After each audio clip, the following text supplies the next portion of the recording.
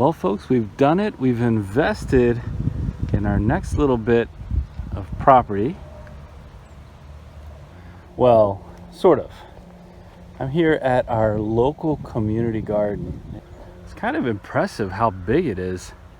A lot of nice lots here. Now, granted, at the time that I'm filming the first part of this video, it's already kind of late in the season to be starting a brand new summer garden.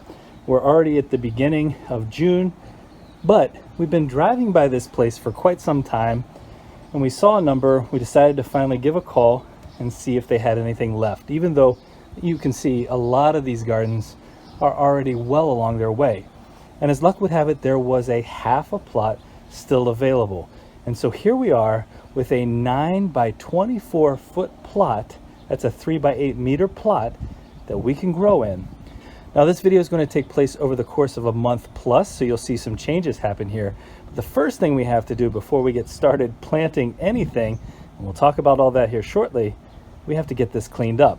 It was just tilled for us, and now we're going to take the time to pull out the weeds that remain in here and get this prepped for planting.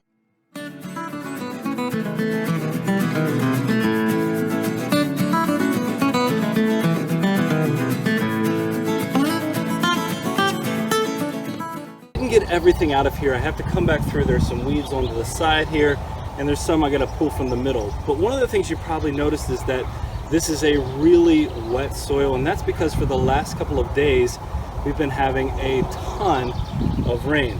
Now, what I can tell you, if you're going to invest a little bit of money, and really $20 for a plot this size for an entire growing season, that's fantastic. But if you're going to invest a little bit of money into something like this, an area to grow in, one thing that I advise is to go ahead and ask what they've done to the soil and what the soil tests say if they've had it tested.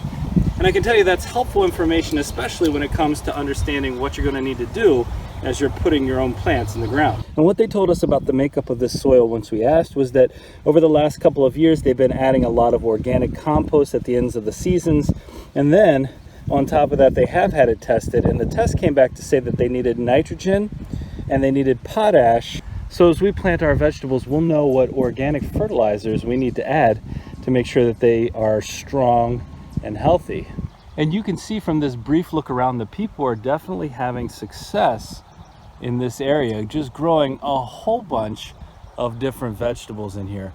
It looks to me like tomatoes, corn, and beans are the three most popular vegetables, but there are a ton of brassicas in here that I've seen as well. So I've gone ahead and I've placed the vegetables that we initially intend to put here, although we'll probably add a few more later on. But I've got these in the ground, and what we have here are some pumpkins, a couple of different varieties of pumpkins in the ground here, and then we have at either end some tomatoes as well. And the reason we brought our pumpkins here is because, well, they take up a ton of space that we really don't have room for, and so we're going to be using these here instead. One of the next steps I have to do is to go ahead and put up some sort of fencing or barrier around this area. And we noticed there were a ton of rabbits out here, and we don't want them eating up what we're planting.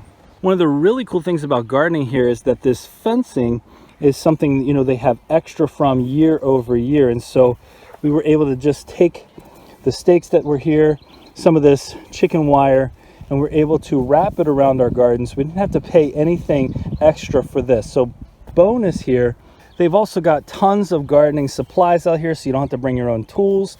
They've got wheelbarrows. They've got a place for you to put your weeds, which is what I was actually out here doing this morning, getting my weeding in. They have exterior plots filled with pollinators. So look at all these flowers that they have in here just to attract the bees in to our main garden. But this is what we have planted for right now. Very simple. Now, it's been a couple of weeks since we actually got everything in here planted.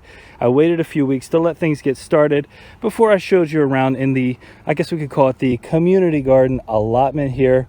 And so what we planted out here, we ended up with some tomatoes. You can see we have 4 tomatoes actually at each end. And the ones on this end are doing a little bit better. They're growing a little bit faster. I don't know why that might be necessarily. There are some tomatoes in the next plot over that are massive. you know, we got a late start, so I can't complain about that. And we brought a couple of our bigger tomatoes, ones that we had started from seed that we didn't have the space for at our house because they were already so big. And you can see as I look down in here, they're already putting on some tomatoes. In fact, this one, which is a sun gold cherry tomato, has a few that are already ripening up. Let's see here. Oh yeah, this one popped right off.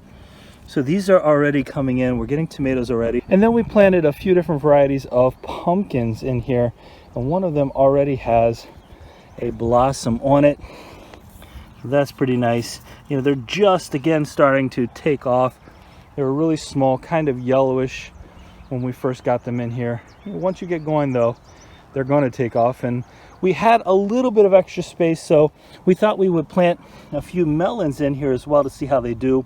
We've had less success with melons at our house, so I mean, we'll see what they do this year. But here you can see this melon already has a flower coming in as well, and we figured we would let the pumpkins and the melons kind of fight it out to see what would happen, what would survive. And then down at this end, we also planted a couple things that we knew would get tall enough that they could survive next to some of these bigger plants. Here we have a couple of okra plants that are coming up that we seeded. I think I seeded about 8 of them, so about 75% of them germinated. And then over here beside the tomatoes, we have a couple of borage plants. So these are just starting to pop up, but once they get started, once the borage gets going, it is going to really blow up. It's usually about 2.5 feet tall from our experience with them.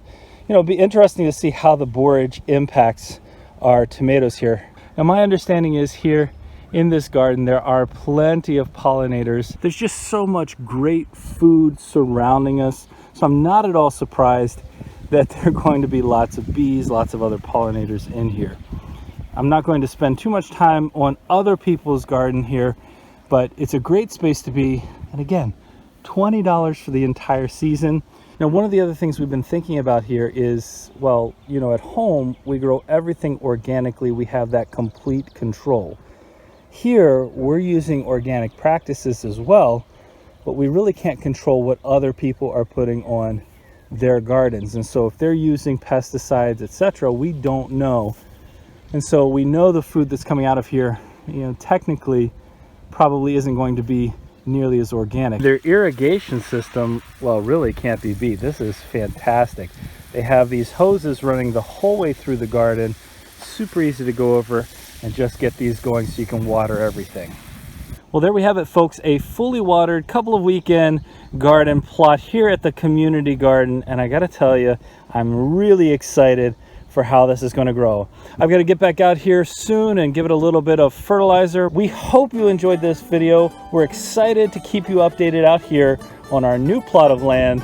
If you enjoyed the video, don't forget to give us a like, leave us a comment, remember to share and subscribe, and most importantly, remember, when you're with us, you are good to grow.